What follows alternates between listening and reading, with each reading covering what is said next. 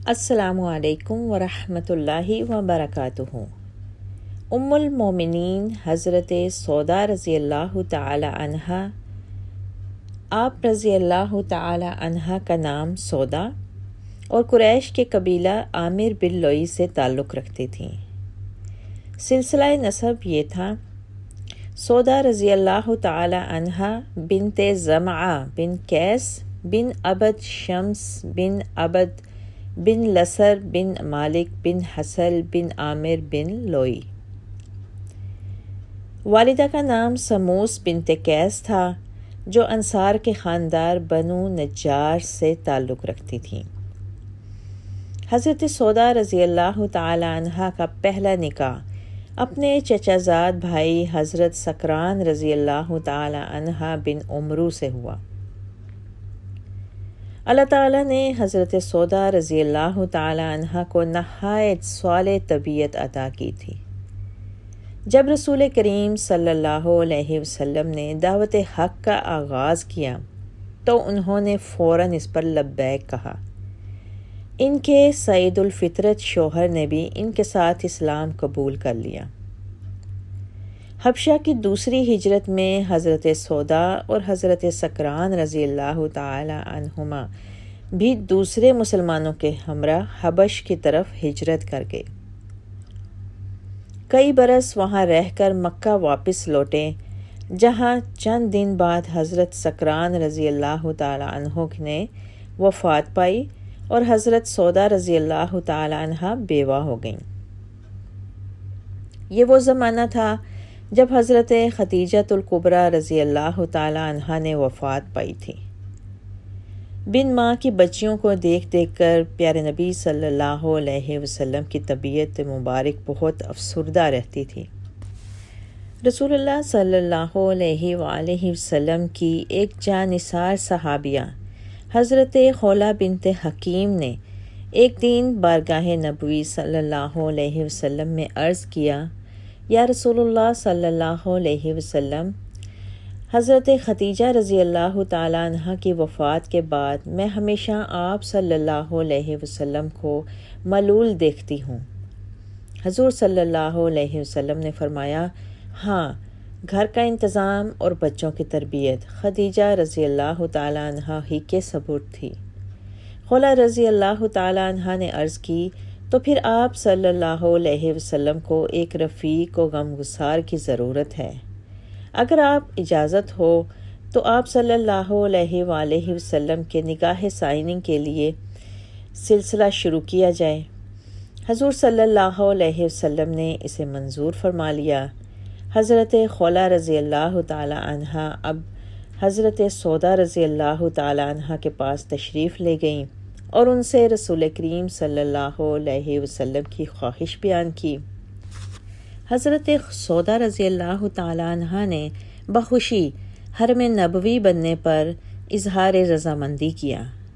ان کے والد زمع نے بھی حضور صلی اللہ علیہ وسلم کا پیغام قبول کر لیا اور اپنی لخت جگر کا نکاح سرور کائنات صلی اللہ علیہ وسلم سے 400 درہم پر خود پڑھا دیا۔ نکاح کے بعد ان کے صاحبزادے عبداللہ گھر تشریف لائے۔ وہ ابھی تک مشرف با اسلام نہیں ہوئے تھے۔ اس نکاح کا حال سن کر سخت رنجیدہ ہوئے اور سر پر خاک ڈلی۔ اسلام قبول کرنے کے بعد انہیں ساری عمر اپنی اس حرکت پر بہت افسوس رہا۔ یہ مبارک نکاح کچھ اختلاف کے ساتھ رمضان کے شروع میں یا شوال 10 نبوی بعثت میں ہوا۔ زرقائی رحمۃ اللہ علیہ کا بیان ہے کہ اپنے پہلے شوہر حضرت سکران رضی اللہ تعالی عنہ کی زندگی میں ایک دفعہ حضرت سودا نے خواب میں دیکھا کہ تکیہ کے سہارے لیٹی ہیں اور آسمان پھٹا اور چاند ان پر گر پڑا۔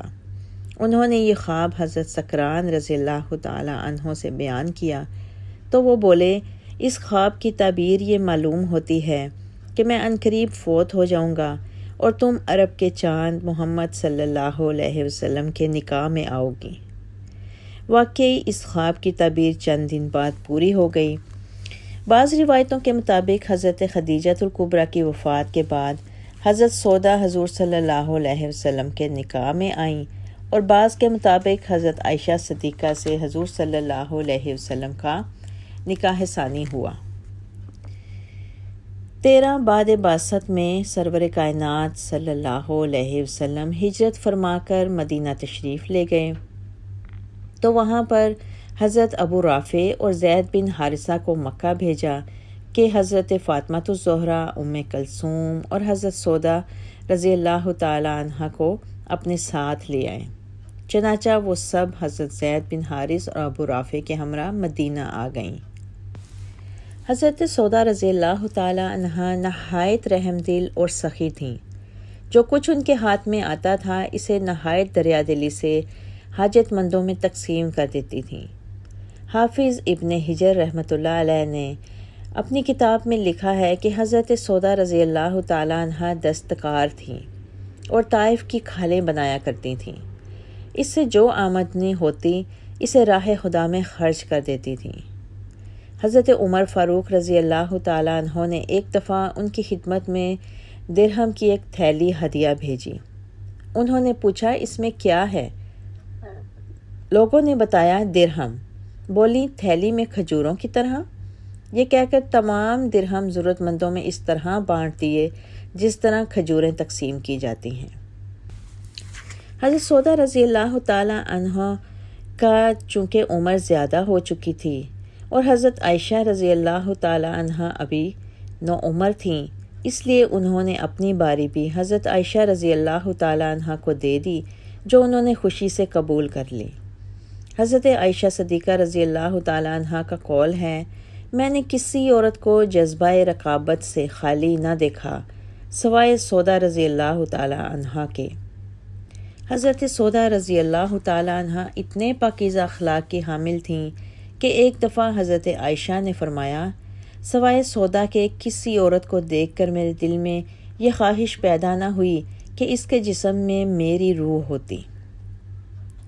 حضرت سودا رضی اللہ تعالی عنہ 10 ہجری میں رسول کریم صلی اللہ علیہ وسلم کے ساتھ حج بیت اللہ کے لیے گئیں۔ چونکہ دراز قد اور فربا اندام تھیں اس لیے تیز چلنے سے مجبور تھیں۔ حضور صلی اللہ علیہ وسلم نے مزدلفہ سے روانگی سے پہلے انہیں چلے جانے کی اجازت دے دی تاکہ ان کو بھیڑ بھاڑ میں تکلیف نہ ہو۔ حجۃ الوداع کے موقع پر رسول کریم صلی اللہ علیہ وآلہ وسلم نے تمام ازواج مطہرات کو مخاطب کر کے فرمایا، اس حج کے بعد اپنے گھروں میں بیٹھنا۔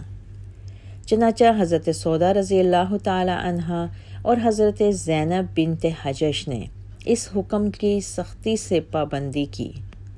دوسری ازواج مطہرات ادائے حج پر اس حکم کا اطلاق نہیں کرتی تھیں، لیکن حضرت سودا رضی اللہ تعالی عنہ اور حضرت زینب رضی اللہ تعالی عنہ پیارے نبی صلی اللہ علیہ وسلم کی وفات کے بعد ساری عمر گھر سے باہر نہ نکلیں۔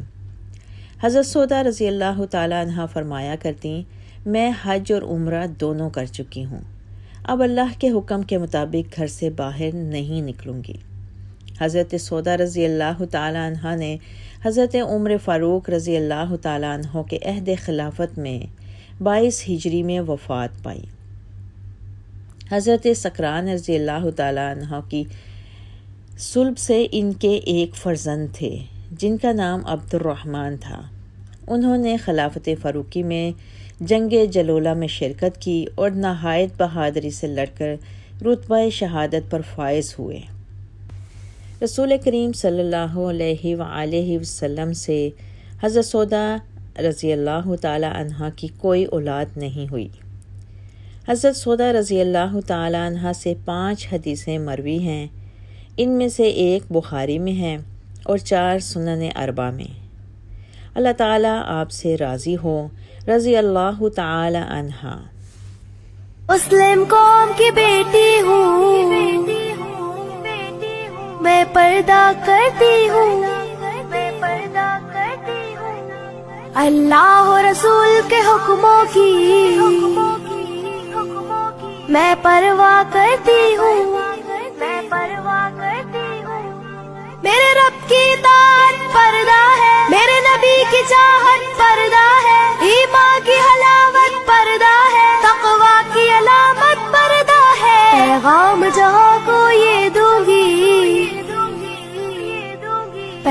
तमाम जहां को ये दूंगी मैं वादा करती हूँ। मुस्लिम कौम की बेटी हूँ मैं, पर्दा करती हूँ।